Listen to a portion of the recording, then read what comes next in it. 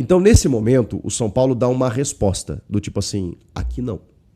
Esse tipo de coisa você ou qualquer outra pessoa não vai fazer. Mesmo que até esse momento a gente não tenha nenhum tipo de comprovação contra Júlio Casares. Temos indícios, temos denúncias, temos investigações, mas acho já o suficiente para que o sujeito seja afastado das suas atividades até que se prove ou a sua inocência ou a sua responsabilidade.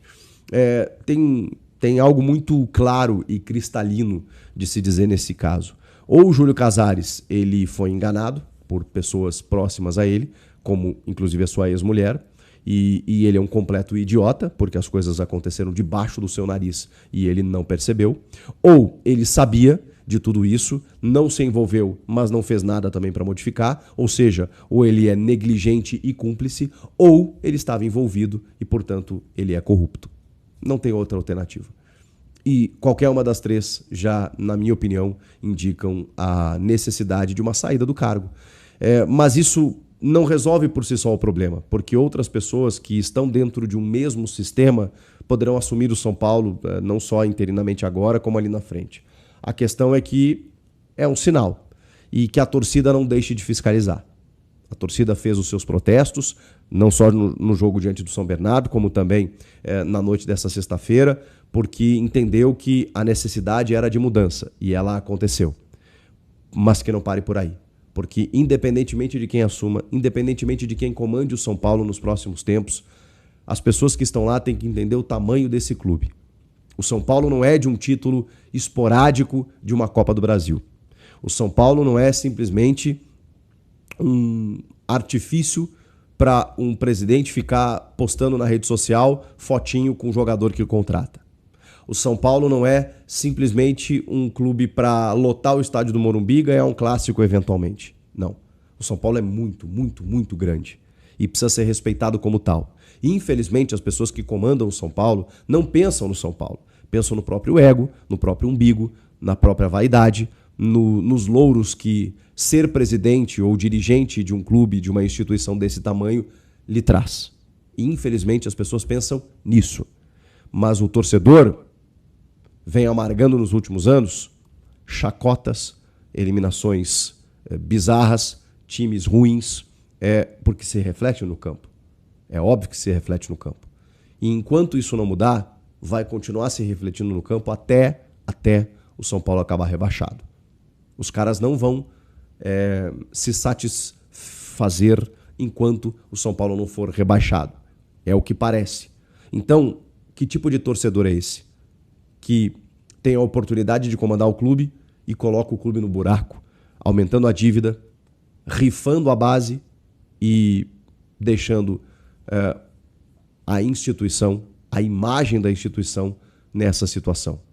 Eu lamento demais, porque o São Paulo é muito grande para viver esse tipo de coisa, mas celebro de que pelo menos existe um controle que precisou da pressão da torcida, da imprensa, para que os conselheiros, muitos deles trocando de lado nos últimos tempos, pensassem, não dá mais.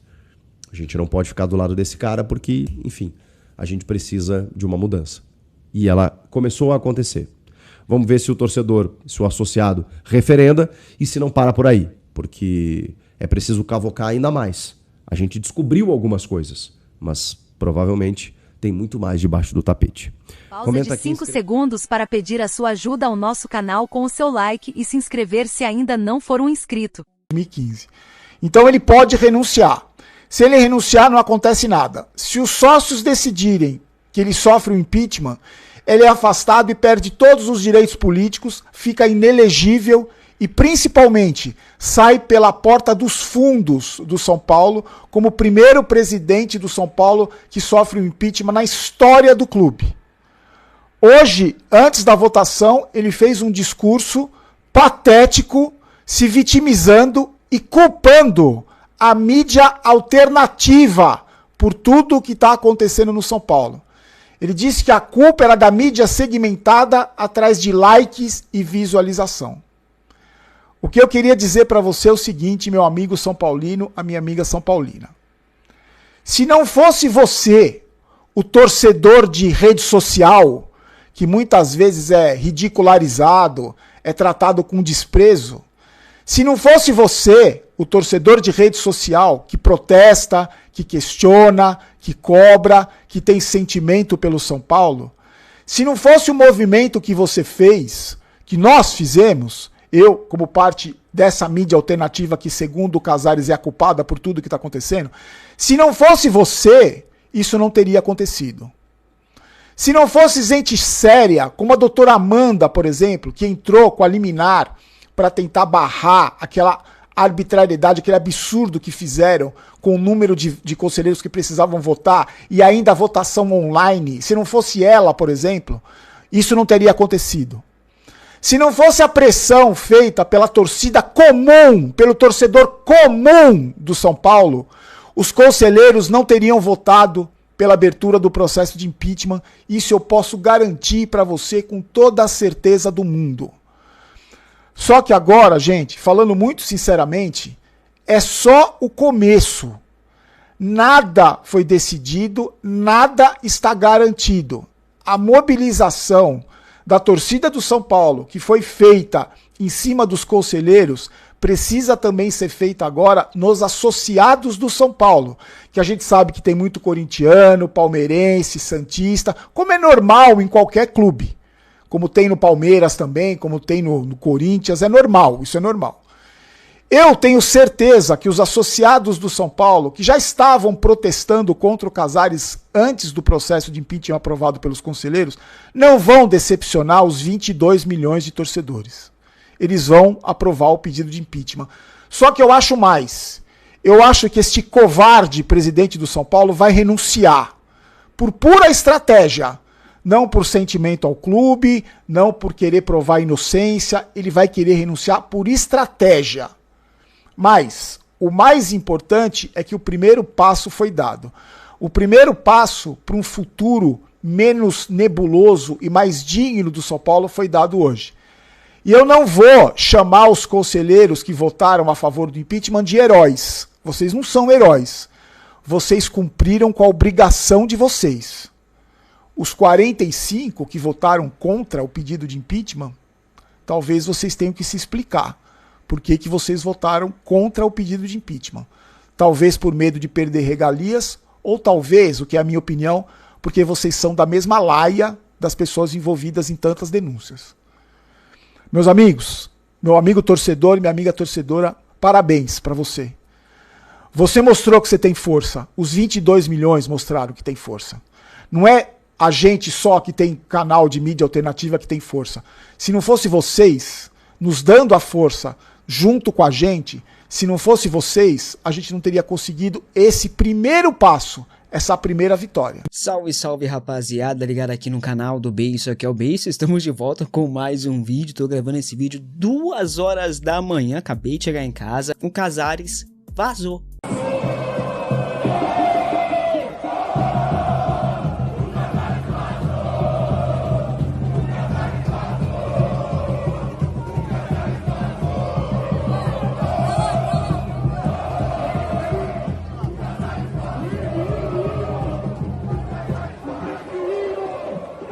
Rapaziada, Júlio Casares não é mais presidente do São Paulo. Vou te contar aqui alguns detalhes sobre isso, também sobre a reunião do Ministério Público que está investigando o São Paulo. Ainda tem novas investigações no Ministério Público contra o São Paulo Futebol Clube. Vou te contar os detalhes nesse vídeo.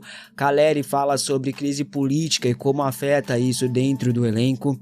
E também Julián Palacios no São Paulo, jogador argentino novo ainda, bom de bola, quer jogar no tricolor.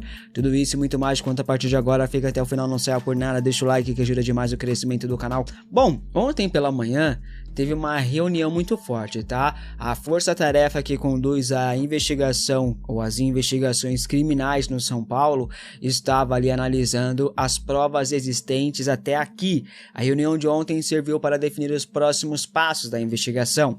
O inquérito corre em sigilo de justiça Justiça, tá? Nem mesmo o Ministério Público, nem a Polícia Federal, não, a Polícia Civil fornecem informações sobre o conteúdo, mas já sabemos de algumas coisas que estão acontecendo, que estão sob investigações, como os 11 milhões de reais ali nos últimos anos e tal, recebimento de R$1,5 milhão de reais em dinheiro vivo, depósitos do Casares, escândalos camarote e muito mais. A tendência é que tenhamos um bom avanço nos próximos dias, nas próximas semanas. Ontem foi votado o impeachment de Júlio Casares e ele foi afastado, né, rapaziada? Primeiro ele foi afastado, aquele voto é para o afastamento ali, para que seja levado o impeachment para a Assembleia Geral dos Sócios, que aí sim vão votar pelo impeachment definitivo de Júlio Casares. Foram 188 votos a favor do impeachment de Júlio Casares e ele está afastado. R. Massi Jr.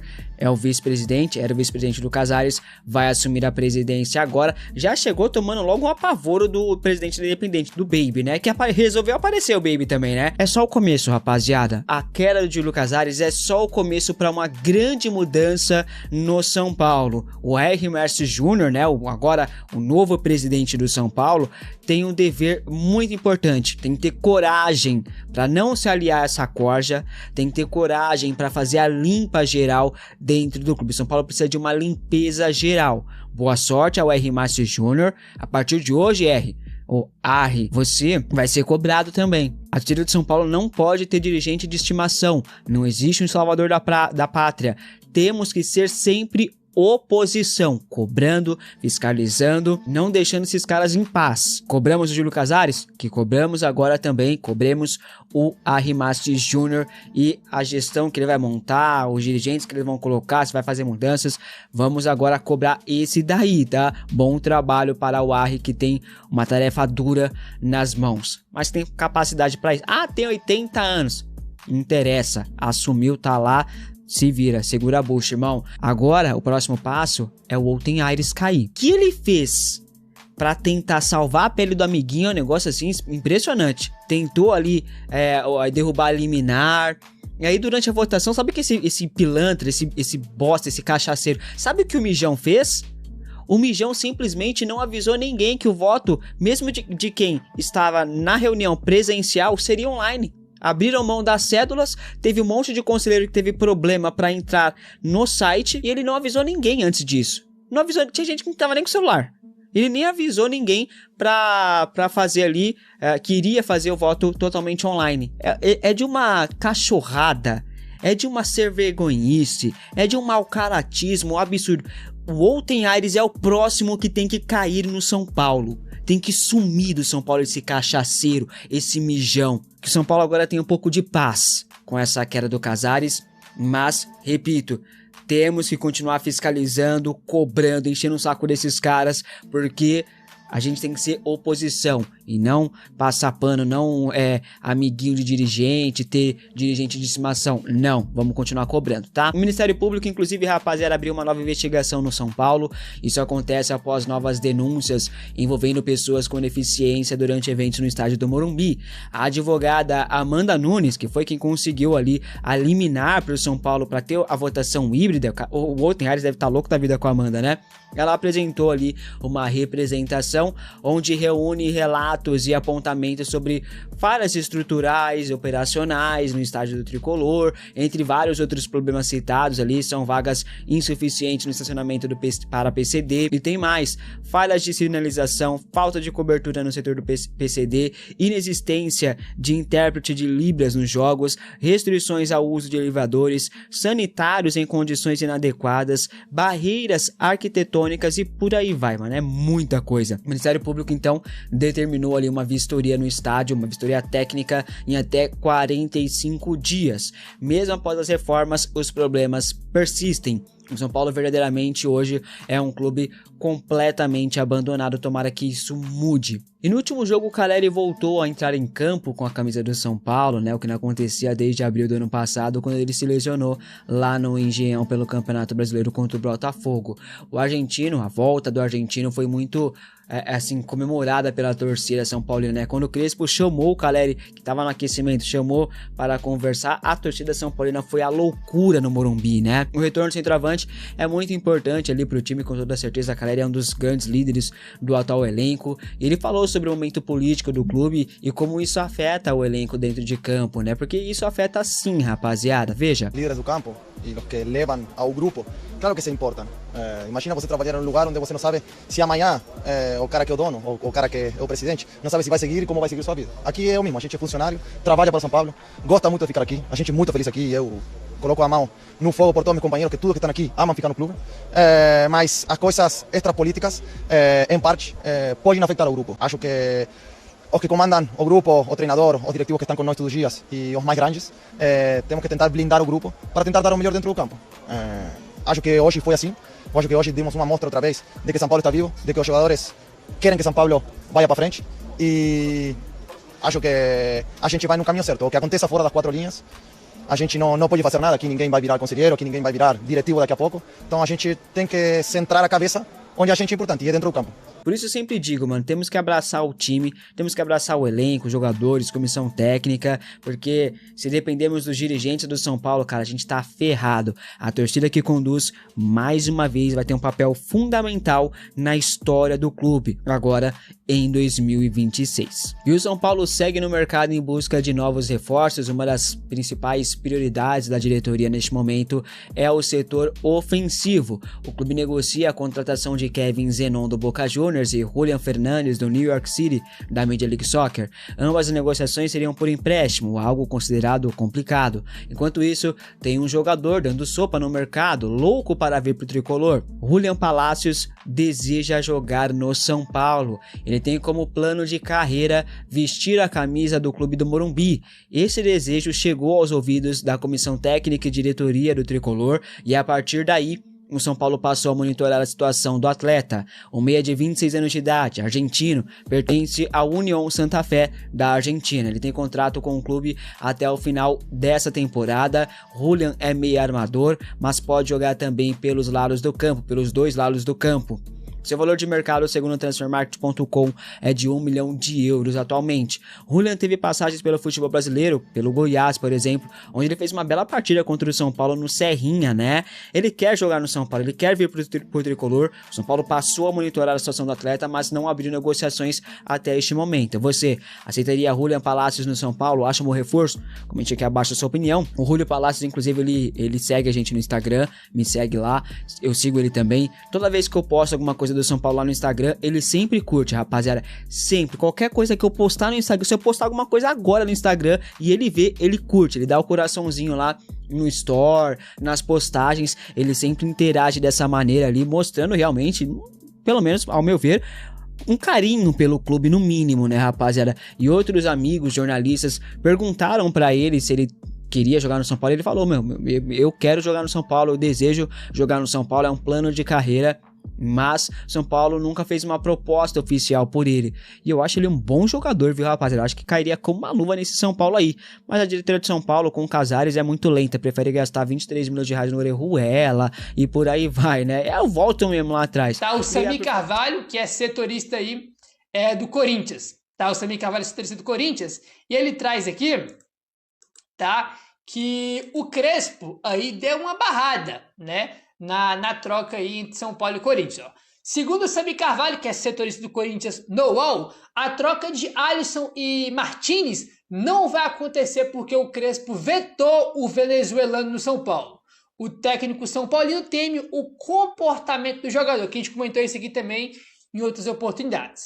O Dorival Júnior, técnico do Corinthians, também não pretende permanecer com o Martínez, mas a rejeição do Crespo pesa mais. O Martínez, que foi para as férias e não voltou até agora, acredite se quiser, né? Ele foi para as férias até agora, ele não voltou. O Corinthians está jogando, começou a temporada, o cara até agora não voltou, acredite se quiser. É um cara que vai para as férias, esquece de voltar, tem um monte de problema de comportamento, tipo assim, além de ser um jogador mediano para ruim, jogador carniceiro, baixo de todo mundo, eu não gosto nem um pouco desse jogador.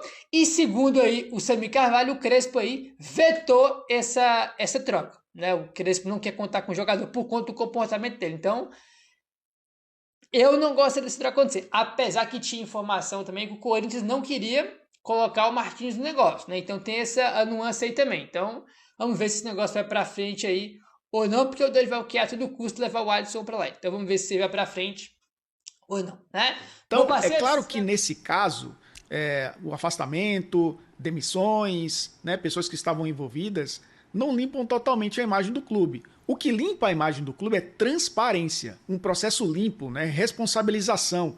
E é isso que o São Paulo precisa fazer a partir de agora. A gente sempre bate nessa tecla aqui, né, com relação à transparência dos clubes, porque a gente sabe que nem sempre isso acontece. São poucos que são transparentes. E diria até, nenhum é 100% transparente. Mas muitos são bem transparentes. Não tem sido o caso do São Paulo. E aí você só reconecta o clube com essa imagem com transparência. Vai ter agora esse processo transitório, né, de um presidente interino.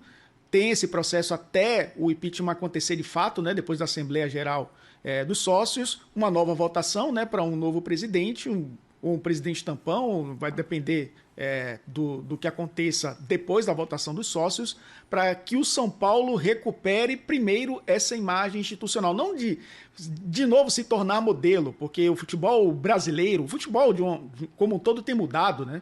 Os modelos de administração, as SAFs que chegaram no Brasil, o departamento de futebol hoje fica, digamos, desassociado da associação, né, do clube, em alguns gigantes do futebol brasileiro, hoje é assim, mas eu acho que o São Paulo precisa recuperar essa imagem a partir da transparência. Se isso não acontecer, a gente vai continuar vivendo ciclos como esse, né, de, pela segunda vez em uma década, um presidente ou ser afastado, ou pedir afastamento, né, ou renunciar ao cargo, ou ser afastado pelos conselheiros e sócios do clube. É um processo difícil, um processo duro. Como disse o agora presidente interino, ele vai tomar par das coisas para saber como o São Paulo vive no seu clube como um todo, não só no departamento de futebol. O que não é algo fácil. Ainda mais para um gigante do futebol brasileiro como o São Paulo. É um processo que vai demorar e vai requerer muita paciência e transparência, Edu. Transparência não pode faltar nesse momento. Vamos lá, ao vivo, mais uma vez com o Mendel Bidlovski, que está com um conselheiro influente do São Paulo, Edson Lapola. Não é isso, Mendel? Por favor. Exatamente, Edu. Edson Lapola, conselheiro vitalício do São Paulo.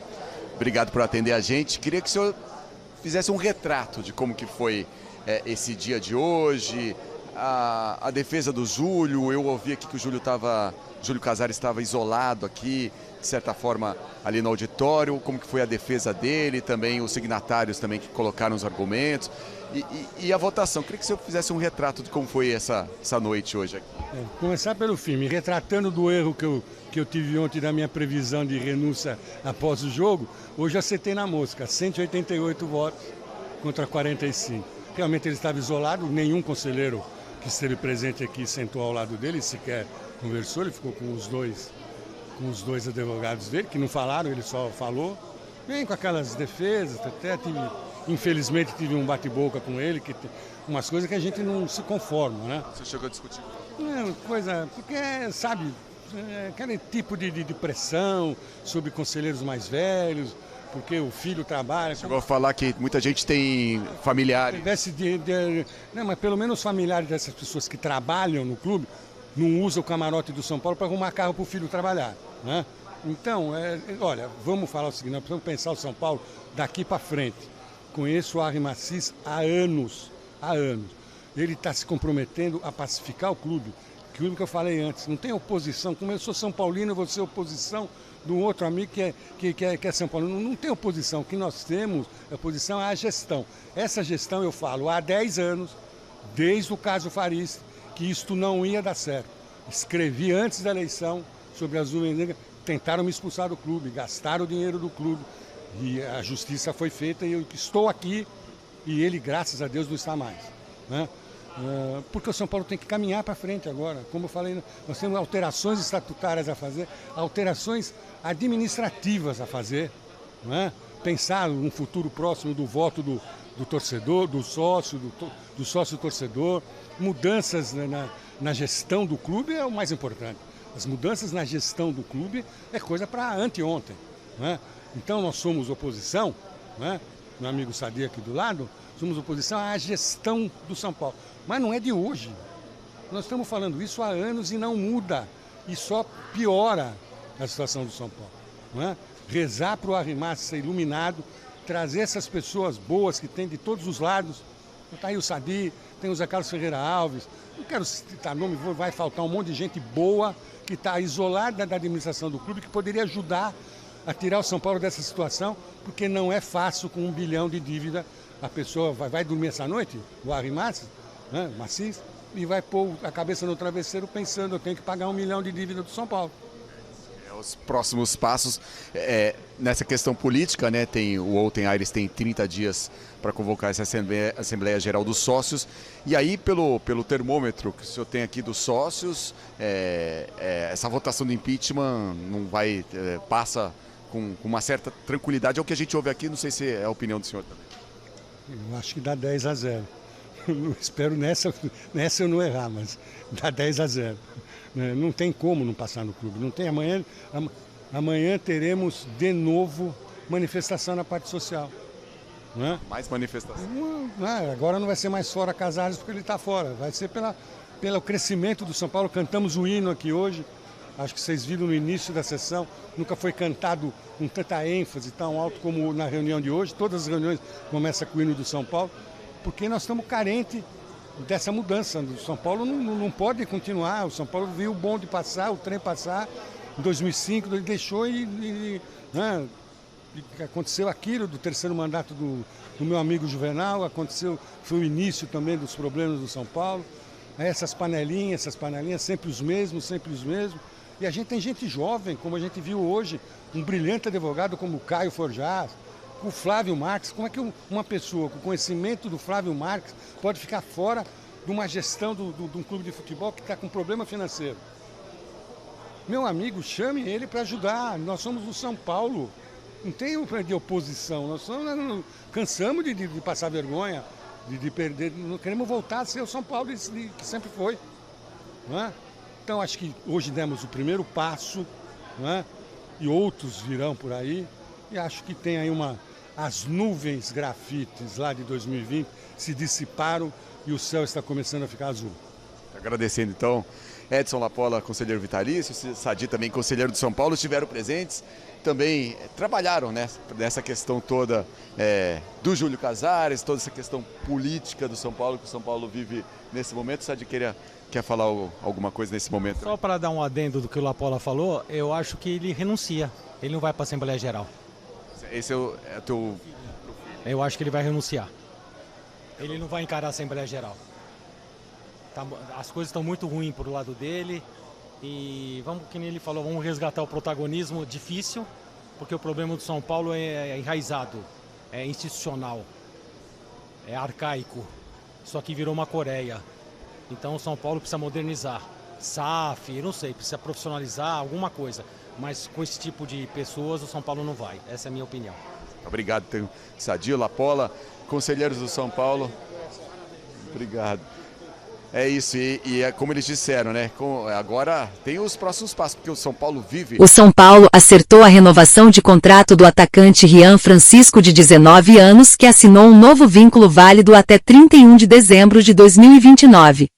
Considerado uma das principais promessas recentes formadas em Cotia, o centroavante teve seu contrato estendido mesmo enquanto se recupera de uma cirurgia no joelho esquerdo. Estou muito feliz pela renovação e seguirei focado na minha recuperação para poder retornar o mais rápido possível para ajudar o São Paulo, comemorou Rian, demonstrando confiança e comprometimento com o clube durante o período de recuperação.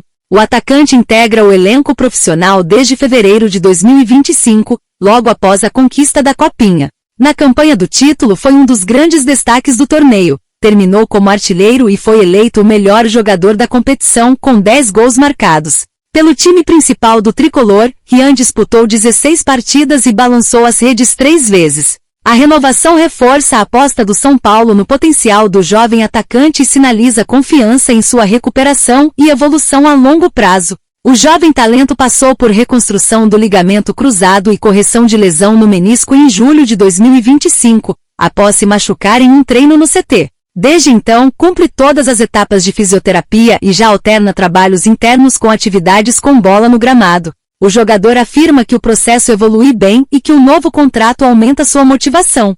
Me sinto melhor a cada dia, e essa confiança do clube me dá ainda mais força, comentou. E aí, torcedor, você acredita que Rian Francisco ainda pode ser uma grande revelação do tricolor paulista? Deixe a sua opinião nos comentários. Eu particularmente acredito no potencial do atleta que em seu último ano jogando na base, mais precisamente em 2024, marcou 40 gols em 48 jogos disputados.